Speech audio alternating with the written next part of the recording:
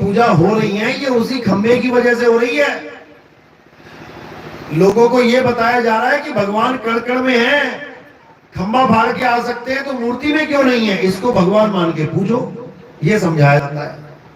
तो मुझे ये बता दो कि मंदिरों के बाहर जो मूर्तियां रखी हैं, अभी गणेश चतुर्थी आएगी, देखो तुम्हारे शहर में कलाकार आ जाएंगे सारे बढ़िया बढ़िया मूर्ति बनाने वाले, और एक ही सड़क पे हजारों मूर्तियां दिखाई देंगी तुम्हें, तो तुम उसकी पूजा क्यों नहीं करते? जाओ, मंदिर तो 10 किलोमीटर दूर है, तुम्हारे घर के सामने ही आ गया कोई मूर्ति बनाने वाला, जाओ उस मूर्ति के सामने 100 रुपया, 500 रुपया, 1000, 2000 रुपया चढ़ाओ, घर वापस आ जाओ, तुम्हारा पैसा भगवान तक पहुंच गया, फिर मंदिर ही क्यों जाए? क्या वो मूर्ति में भगवान नहीं है जो तुम्हारे घर के बाहर पड़ी है, या मंदिर वाले में ही है? तो पंडित जी से पूछोगे तो क्या कहेंगे? वो कहेंगे बाहर चढ़ा के कोई फायदा नहीं, क्योंकि गल्ला तो मंदिर में है, उसमें पैसा आया। तो क्या बोलेंगे कि वो मूर्तियों में प्राण प्रतिष्ठा नहीं हुई है। मंदिर वाले हर मूर्ति में प्राण प्रतिष्ठा हुई है। प्राण प्रतिष्ठा हो गई, इसका मतलब अब भगवान मूर्ति में रहते हैं, आ गए। तो मुझे बता दो भैया, प्रहलाद के टाइम में उस खंबे की प्राण प्रतिष्ठा किसने करवाई थी? बिना प्राण प्रतिष्ठा के खंबा फाड़ के नरसिंह भगवान बाहर आ गए। जब खंबे में भगवान हो सकता है उस वक्त, तो आज क्यों नहीं हो सकता? सब अपने खंभों को भोग लगाना शुरू कर देना, सब अपने घर के खंभों को पूजना शुरू कर देना, सब खंभों को माला पहना के सजाना शुरू कर देना, तब हम मानेंगे कि हाँ अब तुम बने असली प्रहलाद, अब तुम बने असली भगत। नहीं तो पत्थर पूजने को भक्ति नहीं कहते हैं, उसको तो भूल जाओ। तो बात यही है कि भगवान जो 3 लोक का मालिक है यहां पर, वो कौन है? अलख निरंजन। अब उसकी जो सृष्टि है, उसकी सृष्टि का नाम क्या है? मृत्यु लोक। अब तुम अपना घर बनाओ, बढ़िया सा, सुंदर सा, प्यारा सा, अब उसके गेट पे नाम लिख दो मृत्यु लोक। लिखोगे क्या? लिखोगे क्या? तुम लिखोगे स्वर्ग जैसा सुंदर घर, हेवन, भगवान का घर, बढ़िया निर्मल, अच्छे अच्छे नाम रखोगे। लेकिन इस दुनिया का नाम है मृत्यु लोक, यानी मुर्दों का घर, जहां पर सबने एक दिन मुर्दा हो जाना है, जहां पर मौत सबके सिर पे नाच रही है, वो नाम रखा है इस घर का। और इसका कानून क्या है? जो करोगे सो भरोगे। इससे कोई बच ही नहीं सकता, ना कोई देवी देवता बच सकता है। भले तुम उसको भगवान मान बैठे हो, तब भी वो कर्मों के अधीन है। तुम उसको परमात्मा मान बैठे हो, तब भी उसको कर्म भुगतने आना पड़ रहा है। जो कर्म भुगतने के लिए आता है वो परमात्मा नहीं होता। परमात्मा कर्मों से न्यारा होता है, कर्म उसको बांध ही नहीं सकते। परमात्मा को भी कर्म बांध लेंगे तो बचा क्या? कुछ नहीं बचा फिर। तो कौन है जो कर्मों से न्यारा है? वो परमपिता परमात्मा है। और कौन है जो कर्मों में सारे लिप्त हैं? वो देवी देवता, गंधर्व गण, यक्ष, किन्नर, हटी, जपी, तपी, सन्यासी, सब कर्मों के अधीन है। एक भी परमात्मा नहीं है इसमें से। तो हमने परमात्मा को जानना है कि परमात्मा क्या है, कहां रहता है, परमात्मा का एड्रेस क्या है। जब तक हमें ये नहीं पता लगा, तब तक हम जितने मर्जी नाम जपते रहे, जितने मर्जी मंत्र जपते रहे, कुछ होने वाला नहीं है। परमात्मा का एड्रेस क्या है? कबीर साहब कहते हैं, अरे आए हो तुम कहां से? मालिक के घर से। जाना तुम्हें कहां है? मालिक के घर में। इतना बस विचार लो, हो गया भजन, मन की तरंग मार लो, हो गया भजन। यानी तुम्हें ऐसा गुरु मिल जाए जो तुम्हें ये बता दे कि तुम आए कहां से हो और जाना कहां है। अगर उसने तुम्हें एड्रेस बता दिया तो समझो कि अब तुम्हें कोई रोक नहीं सकता, रोक नहीं सकता तुम्हें कोई। जैसे तुम अपने अपने घर से यहां पर आए ना, एड्रेस पता था कि कहां पे सत्संग होगा, आ गए सारे। अब जिसको घर जाना एड्रेस भूल गया, वो तुम्हें यही दिखाई देगा कहीं ना कहीं खेतों के पास। और जिसको अपना घर याद है, सत्संग खत्म होते ही खुशी खुशी चला जाएगा अपने घर। अब सत्संग में तो पता है सबको आना कहां से, जाना कहां से, लेकिन इस दुनिया में तुम कहां से आए हो और ये दुनिया छोड़ के तुम जाओगे कहां, अगर ये तुम्हें पता लग जाए तो तुम इस दुनिया में कभी दिखाई नहीं दोगे। जब पता ही लग गया मैंने कहां जाना है तो मैं क्यों भटकूंगा आके, लेकिन तुम्हें पता नहीं है, इसलिए तुम बार बार जन्म मरण में भटकते रहते हो।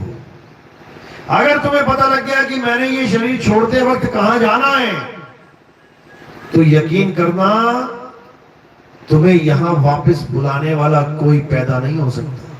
यही कबीर साहब बार बार समझा रहे हैं कि ये शरीर छोड़ने से पहले पहले जान लो कि समाना कहां है, जाना कहां है। ये मंत्रों के चक्कर में यानी जाप, ये श्वासों के चक्कर में यानी अजपा जाप, ये 5 धुनों के चक्कर में कान बंद करके यानी अनहद नाद, इनके चक्कर में नहीं पड़ जाना, नहीं तो मुक्ति नहीं हो पाएगी। तो साहब कह रहे हैं जाप मरे अजपा मरे अनहद भी मर जाए, सूरत समाए शब्द में वाको कालना खाए। अगर तुम्हारी ये सुरता जिसकी वजह से तुम्हारा ये शरीर जीवित है, जिसे हम दूसरे नंबर का राम कहते हैं, एक राम दशरथ का बेटा, एक राम घटघट में बैठा, ये सुरता जीव बनी बैठी है। अगर इस सुरता को पता लग जाए कि मैंने कहां जाना है, तो याद रखना इसको कोई पकड़ नहीं सकता। कैसे? जैसे जब तुम सोते हो, माना तुम छत पे सोए, या अपने नाना के यहां गए वहां सोए, या अपने मामा के यहां, चाचा के यहां, दादा के यहां, अपने दोस्त के यहां, अपने भाई के यहां गए, सो गए। अब तुम्हें पता है मैं कहां सोया हूं, पता है ना। नाना के घर गए तो नाना के यहां सोया हूं, चाचा के गए तो चाचा, अपने घर में सोया हूं तो मुझे पता है। अब तुम जैसे ही सोते हो, पहली बात तो तुम सोते नहीं हो कभी, क्योंकि अगर तुम सो जाओ तो सपने कौन देखेगा। तुम सपने देखते हो, सोता कौन है? शरीर। सोता शरीर है और सपने तुम देखते हो जाग के, क्योंकि तुम जागोगे तभी जागोगे। अभी तुम मुझे क्यों देख पा रहे हो? क्योंकि जागे हुए हो। अभी सत्संग सुनते सुनते गर्दन लटक जाए, फिर मैं दिखूंगा क्या किसी को? नहीं दिखूंगा। इसका मतलब वो सो गया, अब मुझे नहीं देख सकता। लेकिन तुम किसी और को देखने लग जाओगे। वो किसको? सपने में कोई शेर, चीते, हाथी, घोड़े, जंगल, महफिल, खेत, खलियान, सपने में यही कुछ तो देखते हो। जो कपड़े बेचता है उसके सपने में भी ग्राहक आता है, भैया 10,000 रुपए मीटर वाला कपड़ा दे देना, बड़ा खुश हो जाता है, आज तो बढ़िया सेल हो गई। जो दवाइयां बेचता है उसके पास पेशेंट की लाइन लग जाती है, वो सपने में दवाइयां ही देता है। जो सुनार है उसके सपने में ग्राहक आते रहते हैं, सोने के मोल भाव करता रहता है। वो जब जाग रहा था तो यहां मोल भाव कर रहा था, सो गया तो वहां मोल भाव कर रहा है। तो फिर सोया कौन? केवल शरीर सोया, तुम नहीं सोए। तुम कभी सोते ही नहीं हो, बस तुम शरीर बदल लेते हो। जागते हो तो ये स्थूल शरीर मिल जाता है, इसमें देखते रहते हो।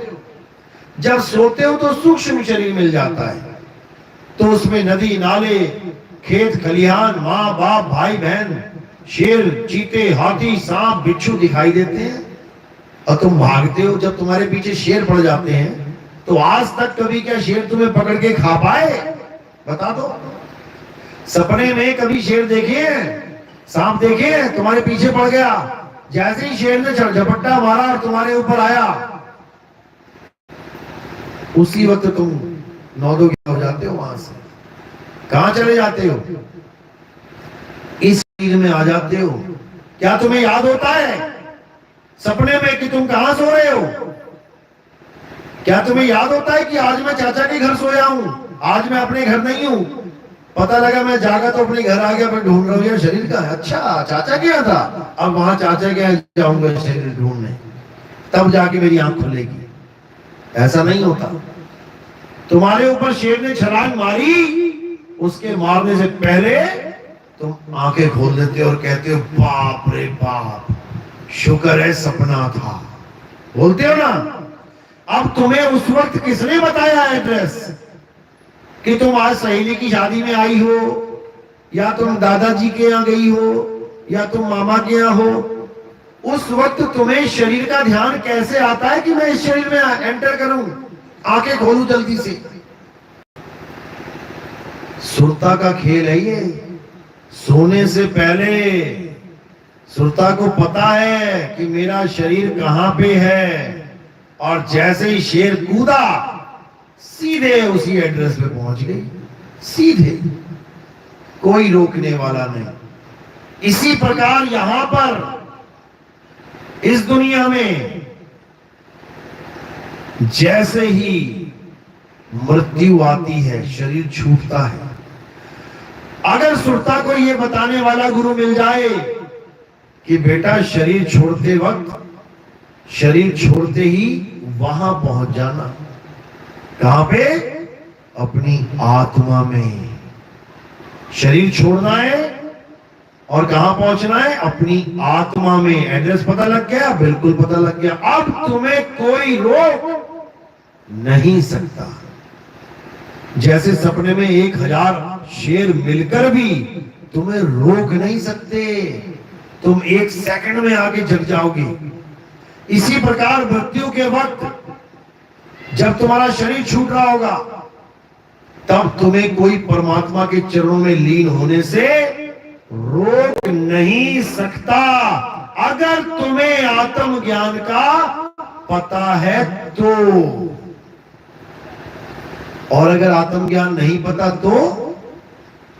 तो भटकना पड़ेगा। 1,84 में ये जो तुम्हें कुत्ते, बिल्ली, हाथी, घोड़े, शेर, चीते, सांप, बिच्छू दिखाई दे रहे हैं, ये सब इंसान बने हुए थे एक समय में। नहीं मिला कोई आत्मज्ञानी गुरु, मिल गया 5 नाम देने, ज्योत निरंजन, ओंकार, निरंकार, सोहम, सतनाम, इसी को रटते रहे।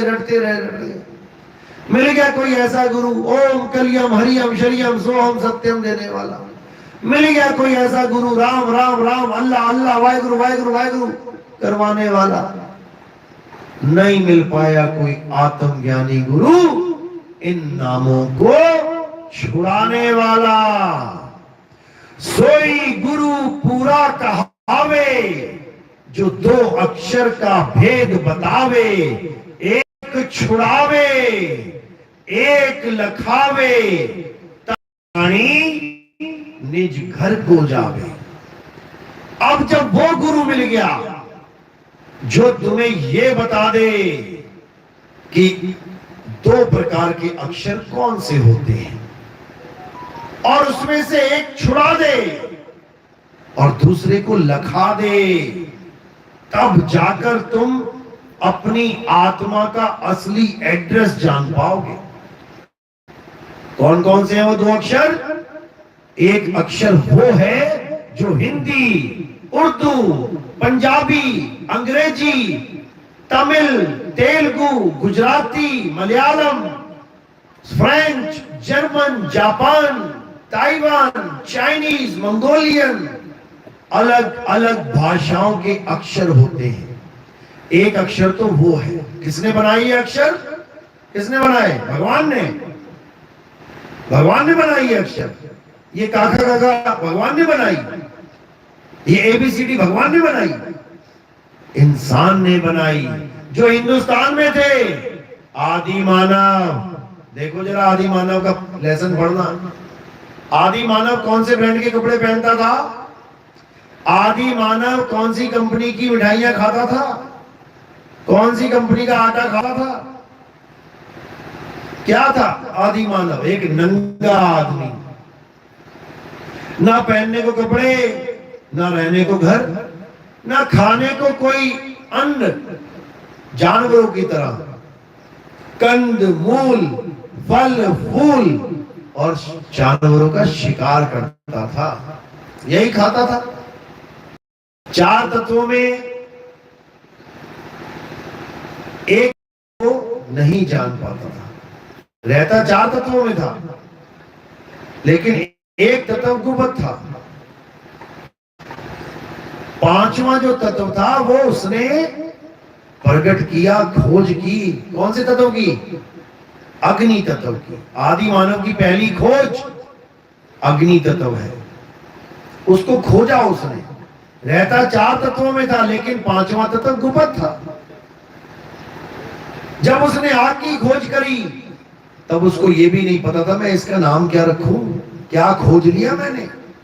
आज कोई भी वैज्ञानिक कोई भी नई चीज खोजता है, कोई भी चीज खोजता है, उसका नाम रखता है। नया मोबाइल आया, उसका एक नाम रखा। नई कार आई, उसका एक नाम रखा। नया कोई साइकिल आई, नई कोई मोटरसाइकिल आई, उसका अलग एक नाम रख के उसकी अलग पहचान दे दी गई। लेकिन नया तत्व खोजा आग, उसका नाम नहीं रख पाया। क्या नाम रखूं, क्योंकि अक्षर ही नहीं है। धीरे धीरे धीरे धीरे माइंड विकसित हुआ, तब जाके उसने अक्षरों की खोज करी। जो भारत देश में आदि मानव थे, उन्होंने कितने अक्षर खोजे? 52 अक्षर। संस्कृत भाषा में 52 अक्षर होते हैं। जो अंग्रेज थे, यानी वो आदि मानव जो इंग्लैंड अमेरिका में रहते थे, उन्होंने कितने अक्षर खोजे?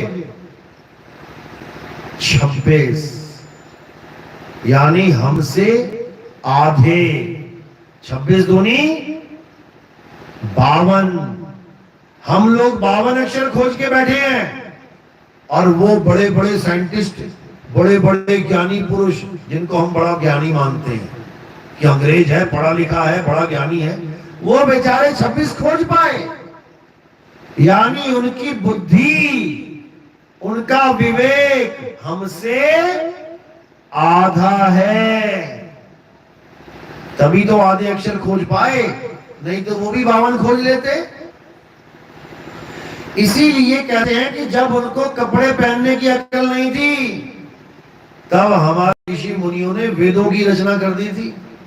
आज वो हमारे ग्रंथ ले लेके देखते हैं कि बाप रे बाप, जब हमें ये भी नहीं पता था कि रहना कैसे होता है समाज में, ये महाज्ञानी बड़े बड़े ग्रंथ लिख के समाज को ऐसा ज्ञान दे रहे थे। सोचो आज हमारी क्या वैल्यू है उनके सामने। हम जा तक नहीं सकते उनके देशों में बिना वीजे के। लंबी लंबी लाइनें लगी हैं अमेरिका जाने के लिए कि हमें मौका दे दो अमेरिका में जाने का, जबकि हमसे आधी बुद्धि है उनकी। 26 अक्षर खोजने में उनकी कहानी खत्म हो गई, और हमने 52 खोज डाले। सोचो, इसीलिए भारत को विश्व गुरु भी कहा जाता है। बड़े से बड़ा ज्ञान हमारे पास है। जिन तारों को वो अब दूरबीन बना के देख पाए, जिन ग्रहों को वो अब दूरबीन बना के देख पाए, उन ग्रहों की फोटो, उन ग्रहों के नाम, उनकी दूरी तक हमारे इतने इतने पुराने ग्रंथों में लिखे गए हैं। उनकी स्थितियां लिखी गई हैं कि ऐसे ऐसे ऐसे तारों की डिजाइन बनाए गए हैं। ऐसा एक मंदिर है जहां पर तारों के डिजाइन बने हुए हैं। नासा वाले देख के हैरान हो गए, कह रहे बाप रे बाप, हमें तो आज पता लगा है कि तारों का ऐसा डिजाइन, ऐसा समूह है। यहां तो मंदिर के दरवाजे पे छाप के बैठे हैं ये लोग। इनके पास इतनी टेक्नोलॉजी कैसे आ गई? इनके पास इतने बड़े बड़े इक्विपमेंट कैसे आ गए? इतनी दूरबीनें कैसे आ गई इनके पास इतने पुराने जमानों में? क्योंकि उनको नहीं पता कि जो बाहर दिख रहा है उसकी एक कॉपी अंदर भी है। जो पिंडे सो ब्रह्मंडे, जिन खोजा तिन पाया। तुम तो लगा रहे हो दूरबीन, और हमारे संत महात्मा केवल आंख बंद करते थे। और पूरे ये ब्रह्मांड है, ये जो तुम्हें दिख रहा है ना, ये पूरा ब्रह्मांड है। इसके अंदर सूर्य मंडल, तारा मंडल, चांद मंडल, इसके अंदर पूरी गैलेक्सी, आकाश गंगाएं, इसके अंदर सारा ताम झाम फिट है। वो बस सूरत को घुमाया और देखते चले गए, डिजाइन बनाते चले गए। वो नासा वाले बेचारे आज धक्के खा रहे हैं जाके और सोच रहे हम बहुत बड़े साइंटिस्ट हैं। अरे तुम्हारी जन्म पत्री लिख डाली है कई हजार सालों पहले हम लोगों ने कि क्या क्या है इस ब्रह्मांड का खेल, तुम आज जान रहे हो। जिन दवाइयों को तुम आज तक नहीं खोज पा रहे हो, आयुर्वेद कब से खोज के बैठा हुआ है। ऐसी ऐसी बीमारियों के इलाज लिखे हैं जो बीमारियां अभी आई तक नहीं है। आयुर्वेद में ऐसी ऐसी बीमारियां लिखी हैं जिनके अभी तक तुमने दर्शन भी नहीं करे, अभी तक वो आई नहीं है, और उनके इलाज लिखे हुए हैं उसमें। सोचो टेक्नोलॉजी हमारी। लेकिन मात कहां खा जाते हैं? केवल एक जगह। क्या? सरकार ने नल लगाया और तुम लोग गए रात में नल उखाड़ के बेचा। सरकार ने पाइपें लगाई, तुमने पाइपें उखाड़ के बेच दी। सरकार ने ग्रिलें लगाई, तुम ग्रिल उखाड़ के बेच आए। बस यहां हम लोग मात खा जाते हैं। इसीलिए विदेशी हमें अपने देश में एंटर नहीं करने देते। उनको पता है भैया हमारे नल के भी उखाड़ के बेच के खा जाएगा ये पता लगा हमारी पाइपें उखाड़ के ले जाएगा ये। तो इसलिए हमें असभ्य घोषित किया गया कि ये असभ्य प्राणी है, सभ्यता तो है ही नहीं, जबकि सबसे पुरानी सभ्यताएं हमारी हैं। लेकिन सभ्यताओं के बाद भी हम असभ्य कहला रहे हैं क्योंकि हम शिक्षित नहीं हैं। आज शिक्षित कितने लोग हैं? गांव गांव में जाके पूछो जरा कितने शिक्षित है, पता लग जाएगा। केवल शिक्षा का दोष होने के कारण हमें बिल्कुल गंवार मान लिया विदेशियों ने कि इन लोग को वीजा देने की जरूरत नहीं है, वहीं बैठे वहीं खाएं। हाँ, जो हमारे करोड़पति हैं, जो हमारे अच्छे अच्छे इंजीनियर हैं, डॉक्टर हैं, पढ़े लिखे हैं, उनके लिए तो दरवाजे खोल रखे हैं। आओ महाराज, आओ श्रीमान जी। तो बात यही है दो अक्षरों की। हमने 52 खोजे, उन्होंने 26 खोजे। लेकिन जो आदि अक्षर है उसके बारे में हम जानते हैं, वो नहीं जानते। वो केवल नाम लेके बैठे हुए हैं। गॉड का नाम ले लिया, खुदा का नाम लिखा हुआ देख लिया, वो तो अक्षरों में आ गया। अल्लाह अक्षर है, गॉड अक्षर है, खुदा अक्षर है, राम अक्षर है, कबीर अक्षर है। इन अक्षरों को पकड़ के बैठे हैं। राम चाहिए तो राम राम राम जप रहे हैं। क्या है? अक्षर ही तो है। ये लिख दिया दीवार पे राम, वही पढ़ पाएगा जिसने पढ़े होंगे स्कूल में अक्षर। एक अनपढ़ को लिख के लिखा हो राम, पूछो जरा क्या लिखा है। अनपढ़ राम को भी नहीं पढ़ पाएगा, तो पाएगा कैसे? जबकि जब राम देखा लिखा देख कर पढ़ नहीं पाया तो जबकि राम कैसे मिलेगा? इसीलिए साहिब बोल रहे हैं, सोई गुरु पूरा कहावे जो दो अक्षर का भेद बतावे। एक अक्षर वो है जो इंसानों ने बनाए हैं, डुप्लीकेट अक्षर, नकली अक्षर। ये का खा गा चा छा जा नकली है, केवल जीभ होठ कंठ से उत्पन्न हो रही है। अभी जीभ काट दी जाए, सारे अक्षर खत्म। बोल के दिखाए जरा कोई। राम भी बोल ना पाए, भगवान ना बोल पाए, किसी का नाम ना ले पाए। ये सारे अक्षर केवल जीभ की करामात है। जीभ की वजह से अक्षर आ रहे हैं। 52 अक्षर जीभ आधारा, आदि अक्षर जीभ्या से न्यारा। जो आदि अक्षर है, जो असल में परमात्मा है, वो अक्षरों से परे है। उसको इससे फर्क नहीं पड़ता कि तुम राम राम बोल रहे हो कि श्याम श्याम बोल रहे हो, कि अल्लाह अल्लाह बोल रहे हो कि वाहिगुरु गॉड बोल रहे हो। वो ऐसे मिलेगा ही नहीं। उसको पाने के लिए क्या करना पड़ेगा? राम वालों को राम छोड़ना पड़ेगा, अल्लाह वालों को अल्लाह अल्लाह छोड़ना पड़ेगा, वाहिगुरु वालों को वाहिगुरु वाहिगुरु जपना छोड़ना पड़ेगा, कबीर वालों को कबीर कबीर जपना छोड़ना पड़ेगा। सब जब छोड़ दोगे तो क्या बचेगा? नाम सब खत्म, तो क्या बचेगा? वस्तु। पानी पीना है तो पानी पानी जपना छोड़ना पड़ेगा, वाटर वाटर जपना छोड़ना पड़ेगा, जल जल जपना छोड़ना पड़ेगा, तोय तोय कहना छोड़ना पड़ेगा, नीर नीर कहना छोड़ना पड़ेगा। तो करना क्या पड़ेगा? गड्ढा खोदना पड़ेगा। खोदो कुआं। जब खोदते जाओगे खोदते जाओगे खोदते जाओगे, उसमें जो चीज मिलेगी वो है पानी। ये मुंह में से बोलना पानी नहीं है, वरना रेगिस्तान में प्यास लगे तो जपना जरा पानी पानी पानी पानी, और प्यास बढ़ती जाएगी, गला नहीं गीला होगा। तो जो पानी वस्तु है वो कुएं में मिलेगी, तालाब में मिलेगी, नदी में मिलेगी, समुद्र में मिलेगी, तुम्हारे घर के घड़े में मिलेगी, फ्रिज की बोतल में मिलेगी, सुराही में मिलेगी। जपने की जरूरत नहीं है। कबीर साहब यहां पे आते हैं सारे नाम जाप छुड़वाने।